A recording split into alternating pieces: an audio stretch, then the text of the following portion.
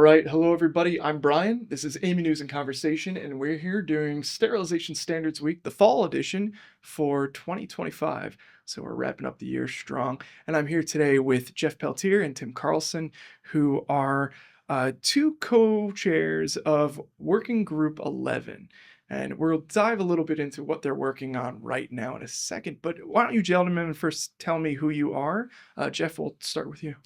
Yeah, I'm Jeff Peltier. I've been in the sterilization industry, only in the medical device sterilization industry for more than 30 years. Yeah. I'm excited about this particular topic because we're creating something new that's never been done before, and nobody can tell us we're wrong. I love that. What about you, Tim? I'm Tim Carlson. I guess I'm the junior member. I've only got 28 years of experience in sterilization, but it's been everything from radiation to EO, equipment, process, plant support. So I've gone the gamut in terms of what I deal with in terms of within a technology, but this is a little bit of fresher branch into looking at the alternative modalities. Right. And I like the way you mentioned that, going the gamut, because you said we're starting with something new here, but we're starting with something new that's derived from a fairly old document that has really gone the gamut. Yeah. So let's start there. Let's start with the story of why we are building these new documents. So 14937 has been out for a while because they needed essentially a catch-all to how do you validate a sterilization process and run a sterilization process if it doesn't have its own document. So gamma, EO, moist heat, they've always had, or from the early days, they've had their own specific documents. And people would ask the question, well, what about this other one, this new sterilant that we found? And so they did come up with generalized criteria for, okay, for something that we don't have completely vetted out yet, here's how you would go about it. Huh. And it's everything from definition of the equipment, definition of the process, validation of the process, IQ, OQ, PQ, and then even into monitoring the process and routine release. And because these things are so new, we have to talk about safety, because most people don't know what these technologies are. They're learning them as we go. They're looking for an alternative, and these are being presented to them as perhaps you could use these. So they don't even know, can they put them in their facilities or not, or what it actually takes to do this. So there's a lot of education that has to start right away. A lot of our viewers and a lot of AAMI members, when they think about standards revisions or calls as new documents and whatnot, it's always exactly what we're talking about now. New technology, the evolution of technology. And we know it's so fast now. So why don't you give us some examples of what is driving this work forward? What new modalities are we talking about here? Yeah, the two that we're talking about now are chlorine dioxide and nitrogen dioxide. And it's sort of a coincidence that they have similar names, I think, because there will be some other ones in the future that will have very different names. But, the whole idea is there's so much pressure on ethylene oxide and why we're using ethylene oxide, and can we do something else?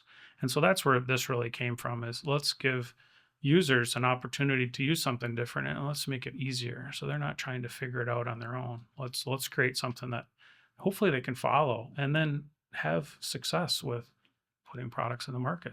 And it's not reinventing the wheel, right? Because we were talking about the ISO document. Yeah, it's well, for a couple of reasons. One is they're not reinventing the wheel. Both of these sterilants have been used in the food industry for a long, long time. So they've been extensively studied for food.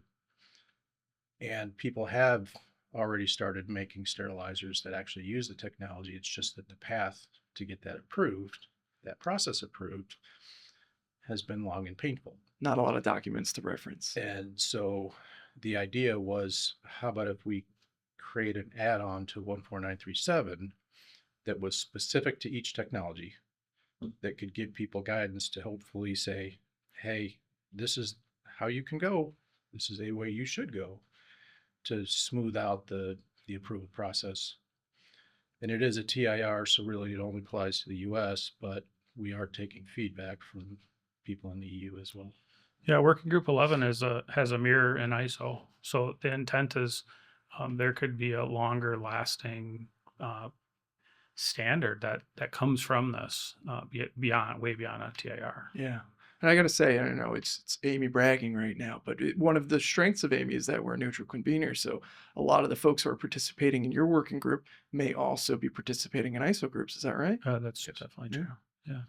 We recognize too that the the groups that approve the sterilization, like the FDA and like notified bodies, they have to participate in this process. And so the FDA, quite frankly, has done a great job to have people involved with this in our meetings actively with comments to what we're writing that are insightful and really impactful for what we do. They're good comments, and it's been a great process so far. Well, I love that you mentioned the comments because I know that's what you guys are working on right now. It's probably a lot of work. How many comments are we looking at right now? I think in the first round, didn't we get like 300 and something comments for each document? Yeah, we had 225 in nitrogen dioxide. Tim and I have sort of decided to separate this where I am looking after nitrogen dioxide and Tim's looking after chlorine dioxide. We certainly know what the other's doing, Sure. but if we just But don't have time to look at both both. tried to be I can't Yeah. imagine. in Yeah. both sets of meetings because Yeah. it's not just like these meetings that we're here at this week. It's also the subtask groups and the task groups Right. and talking to them. Zoom reviewing. meetings and conference calls and Yes. I mean, the documents are 25 pages long. I mean, they're a full what you'd expect to see in a standard a full document. Mhm. They're exactly following 14937.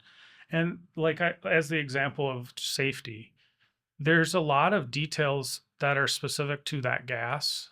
So we recognize too that we have to make annexes. We can't have one section be 5, 6 pages long. So we just put that in an annex. So now we're literally mirroring how other documents are being written. So it's better for everybody from that standpoint as well. Oh, fantastic. Now, what kind of challenges are you hoping to solve with these two documents here? Are you running into any big questions that are being asked right now that weren't considered at the start of the project? Yes.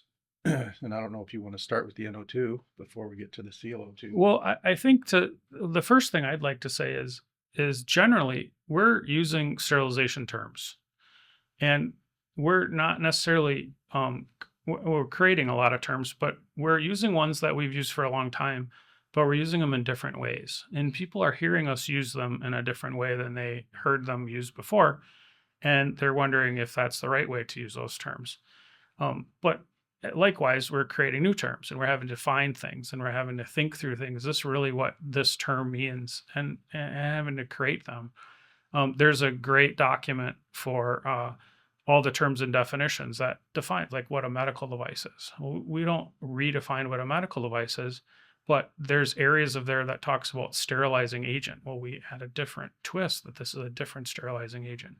So talking about terms and definitions it's been quite a challenge. We spent a lot of time just talking about terms and And definitions. that has to be the starting space because how else can you have your other conversations, I'm What's guessing? section 3? Yeah. Yeah. And then on the ClO2 side, a couple of the big ones. One is how specific do we get versus, because Yeah. we're largely working with a very small number of people that sell that technology. And a lot of this technology is new to a lot of people. Mhm. So there's a lot of questions like, how does this work? How does this work? Put the specifications in there, the parameters, and it's like, no, some of it, sometimes it's proprietary technology that they're not going to put in there. But other times, if you get too specific, then you lock people into that I see. technology, Yeah. that particular manufacturer. So we don't want to lock people in so that other people have the chance to enter the space. But at the same time, we need it to be specific enough that people understand what they're reading. So, what is the next steps for this work? Do you need more participation? Are you coming down to saying, well, now we're going to be moving to public comment or anything like that? What's the next step? Well, we've completed the first committee draft and had it voted on, and we didn't have enough people vote, quite honestly. So there's 86 members, and we didn't have the quorum to be able to say this is acceptable or not. The good news is we get negative comments. I mean, negative votes, but in the scheme of things, it's almost all positive. People recognize that this needs to be approved and we need to advance it, but we need the group members to participate in voting. That's interesting too, since you had so many comments. So you have that engagement. Right. It's a small group. Well, but it's a lot of comments from a smaller number of people. I see. Right. I see. But we see that in other groups as well. Yeah. All right. So I have the wrap up question that we talked about earlier, which is, what is success? So I'll ask that and we'll wrap it up. But before I do, is there anything else that we wanted to touch on? I think it's important that we get across that this is technology that is challenging the way we think about sterilization. We often think about putting something in a really expensive piece of equipment some way, whether it's radiation or in a chamber or something like that. This is challenging, saying, can't we sterilize in the package without putting it through another process? So there's new ways to think about this, and quite honestly, it makes us guys who've been in the industry a long time think differently. We have to think differently and keep up with where the technology is going. We should be able to sterilize in the package. We just have to come up with a way to word it in a way that everybody accepts. I love to hear it. Thinking outside the box and encouraging progression. That's what standards is about, right? Defining the state of the art. All right. So what is success? Oh, no, go ahead, Tim. So success, I would say it's when we start going to industry meetings and people giving presentations saying, hey, we did it in, X number of months. And we followed this TIR and here's what we did. That's what I think we saw with VHP or VH202 is that, and also converting over from gamma to X-ray, it was people actually getting out in the industry and saying, hey, yay us, it worked. Yeah. We're proud of this work or this transition we did, and we followed these guidelines and it worked. And there's a product on the market that was sterilized that way. There you go. Yeah. When you have to come up with a new symbol. Hey, I didn't think of that. It's a good point. We're going to have to talk about that. Yeah, one more thing to put on the work agenda. No, thank you so much, guys, for coming down today and taking a little bit of time to talk about this and let people know what to look forward to. And I'm certainly looking forward to seeing the success of these documents and hearing those success stories. So fantastic.